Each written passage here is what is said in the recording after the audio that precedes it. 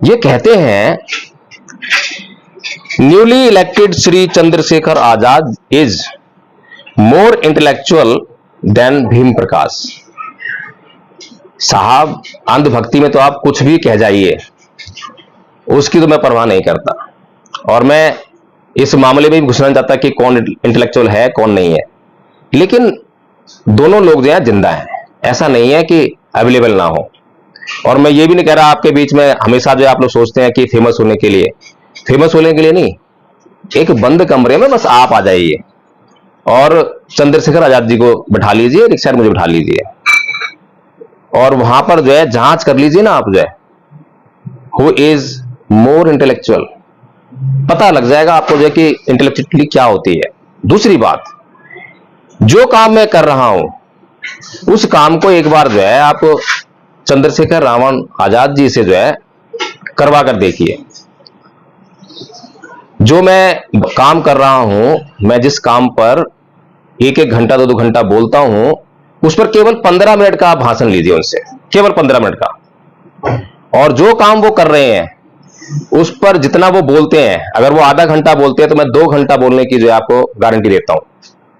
और आपको गारंटी देता हूं कि आप ईमानदारी से विश्लेषण करेंगे तो उस 2 घंटे में आप जो है पूरा का पूरा जांच कर लेंगे कि जो आधा घंटा चंद्रशेखर रावण जी बोले और जो मैं आधा घंटा बोला या 1 घंटा बोला, उन्हीं के विषय पर, उनका विषय राजनीति का है, सड़क आंदोलन का है, समाज के लिए उद्धार करने का है, और समाज का उद्धार करने का तो विषय हमारा भी है, लेकिन मार्ग थोड़ा अलग है। हमारा मार्ग है बाबा साहेब का मार्ग, बाबा साहेब डॉक्टर भीमराव अंबेडकर का मार्ग, और उनका मार्ग है राम मनोहर लोहिया जी का मार्ग। क्योंकि सड़क का आंदोलन जो है, जो लगातार आप लोग कहते हैं, वो राम मनोहर लोहिया जी का स्टेटमेंट, जो तो उनका स्टेटमेंट है कि जब सड़कें सुनसान हो जाती है तो संसद आवारा हो जाती है। लेकिन मेरे बाबा भीमराव अंबेडकर का जो स्टेटमेंट है वो ये कहते हैं कि जब भी संसद आवारा हो जाए तो हर 5 साल में आपको मैंने जो है वोट का अधिकार दिया है, अपने इस वोट की ताकत से उस संसद का, उस आवारा संसद का आवारापन दूर कर देना। तो इस आवारापन को दूर करने का जो काम मान्यवर साहब कांशीराम जी ने किया, और मान्यवर कांशीराम जी ने गांव-गांव जाकर लोगों को कैडराइज किया। क्योंकि जिस वोट की ताकत को बाबा साहेब डॉक्टर भीमराव अंबेडकर ने हमें दिया, उसी वोट की ताकत से भारत की जनता ने बाबा साहेब को चुनाव हरा दिया। ये बात मान्यवर साहब कांशीराम जी अच्छी तरह समझ गए, और वो ये भी समझ गए कि इस वोट की ताकत को रेगुलेट करना बहुत जरूरी है। इसीलिए उन्होंने जो है उस जनता को कैडराइज करने का काम किया। जब तक ये अनुशासित नहीं होंगे कि इन्हें कहां वोट देना चाहिए, इनका इतिहास क्या है, तब तक ये ऐसे ही संसद को आवारा बनाते रहेंगे। तो इसीलिए जो असली काम है, जड़ों में पानी देने का काम, वो हम लोग कर रहे हैं। तो मैं तो हवा हवाई बात नहीं करता हूं, कभी ये भी नहीं कहता हूं कि एडवोकेट जय भीम प्रकाश जो कह रहा है वो अल्टीमेट है, वो सबसे ऊपर है, सबसे अच्छा है, कभी नहीं। हमेशा कहते हैं हम लोग जो है कि हम जो कह रहे हैं उसकी आप जांच कीजिए, जांच तो कीजिए। ये मानने का काम तो मनुवादियों का काम है, मनुवादियों का काम है मानने का।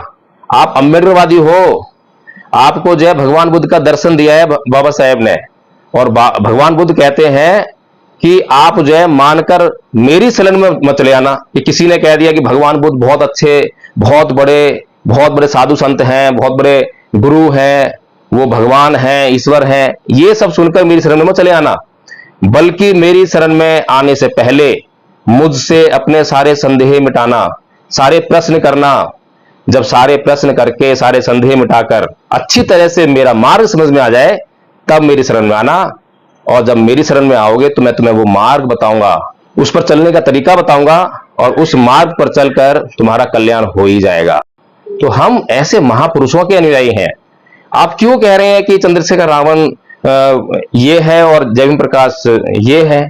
तुलना करने का क्या मतलब है भाई? वो राजनीतिक कार्य कर रहे हैं, हम तो उनको मना नहीं कर रहे हैं कि आप मत कीजिए, या उनको बुरा नहीं कह रहे हैं कि वो गलत कर रहे हैं। हाँ, तरीके पर सवाल उठाना हमारा लाजमी है। हमने सवाल उठाए हैं, कुछ आज तक जवाब नहीं मिला है।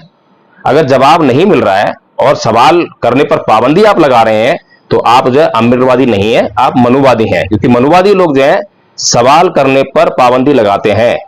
अगर वास्तव में मैं फिर से अब जो आपको चुनौती दे रहा हूं, जो आपने यहां पर जो कमेंट किया है उसको जो है आप ध्यान से अपने ही कमेंट को ध्यान से सुनिए। आपको इस कमेंट की जांच करने का पूरा अधिकार है और बिना जांच किए आपको यह बोलने का बिल्कुल अधिकार नहीं है। और मैंने कभी यह नहीं कहा कि मैं जो है किससे ज्यादा बुद्धिमान हूं, किससे कम बुद्धिमान हूं, यह मैटर ही नहीं करता। आपके पास जो भी बुद्धिमता है, जो भी बुद्धि है, उसका अपने समाज के लिए इस्तेमाल कीजिए। आपकी बुद्धि आपकी धरोहर नहीं है, आपके समाज की विरासत है, आपके समाज की धरोहर है, वो आपके समाज की संपत्ति है। उस बुद्धि से अपना भला मत कीजिए, समाज का भला कीजिए। और एडवोकेट जय भीम प्रकाश जो काम कर रहे हैं उस काम को बेशक जो है स्लो है लेकिन गंभीरता बहुत है। आज बहुत से लोग उस काम को जान रहे हैं, पहचान रहे हैं, जो ईमानदारी से विश्लेषण करना जानते हैं, जो कुछ हद तक सम्यक दृष्टि को प्राप्त हो चुके हैं, जिनके दिमाग पर जो है नाना प्रकार के आवरण नहीं है, वे लोग जो है ये जान रहे हैं कि एडवोकेट जय भीम प्रकाश जो बात कह रहे हैं, आज से पहले इस देश में परम पूज्य बाबा साहेब डॉक्टर भीमराव अंबेडकर ने जो बात कही उसकी सही जो पालना हो रही है, जो सही संदेश दिया जा रहा है, वो केवल और केवल जो है एडवोकेट जय भीम प्रकाश जी दे रहे हैं। तो इस बात को जो है आपको गंभीरता से समझना चाहिए कि एडवोकेट जय भीम प्रकाश जो है क्या कह रहे हैं और समाज के लिए वो कितना जरूरी है। केवल फेमस हो जाने से समाज का कल्याण होने वाला नहीं है। मैं लगातार जो है प्रोफेसर रतनलाल जी के बारे में उनकी आलोचना भी करता रहा हूं, प्राचार्य जी की आलोचना भी करता रहा हूं, डॉक्टर ऋतु की आलोचना भी करता रहा हूं। मैं जितने भी समाज के इंटेलेक्चुअल्स हैं उनकी आलोचना करता रहा हूं। यह मेरा अधिकार है। आलोचना क्यों कर रहा हूं? समाज को आईना दिखाने के लिए, इन लोगों को भी आईना दिखाने के लिए। ये लोग आपके सामने किताबें पढ़ते हैं, पीएचडी की हुई है, बहुत सारी किताबें पढ़ी हैं, उद्धरण देते हैं कि वहां से रेफरेंस लाएंगे, वहां से रेफरेंस लाएंगे। लेकिन एडवोकेट जय भीम प्रकाश को आपने बहुत कम मौकों पर देखा होगा कि कहीं रेफरेंस दिया हो। तो इंटेलेक्चुअलिटी क्या होती है उसको पहचानने का काम कीजिए।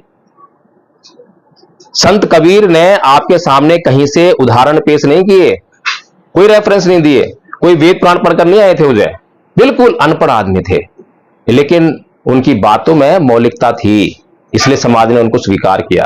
जब आप प्राकृतिक रूप से सच्चाई और ईमानदारी से बात करेंगे, प्राकृतिक बातें होंगी तो आपको समझ में आने ही लगेंगी। लेकिन जब आप केवल किताबों को पढ़ के उनका विश्लेषण करते रहेंगे और उससे आप जब प्रसिद्धि पाएंगे, तो मैं समझता हूं कि उस प्रसिद्धि के बजाय ये वाला काम करना ज्यादा बेहतर है। इसीलिए मैं आप लोगों से विनती करता हूं, निवेदन करता हूं, आपकी जो भाषा है उस पर कंट्रोल कीजिए, क्योंकि आपकी भाषा आपको बदनाम नहीं कर रही है, बल्कि वो अम्बेडकर मिशन मूवमेंट को बदनाम कर रही है, वो भाई चंद्रशेखर रावण को भी बदनाम कर रही है।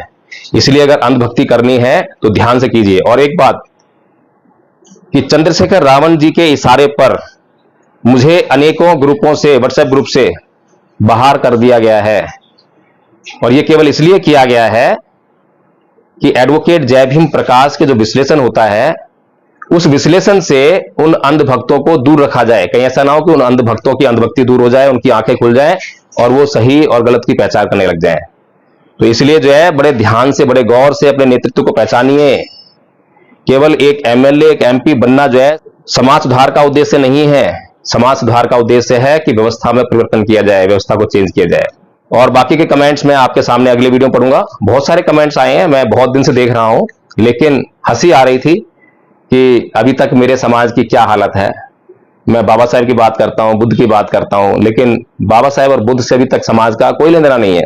अभी तक वही प्रवृत्ति, वही मनोभाव, जहां से बाबा साहेब ने मना किया कि इसको छोड़ दो, छोड़ ही नहीं पा रहे हैं अभी तो है। तो अगले वीडियो में और कमेंट्स पढ़ेंगे। जय भीम, नमो बुद्धाय।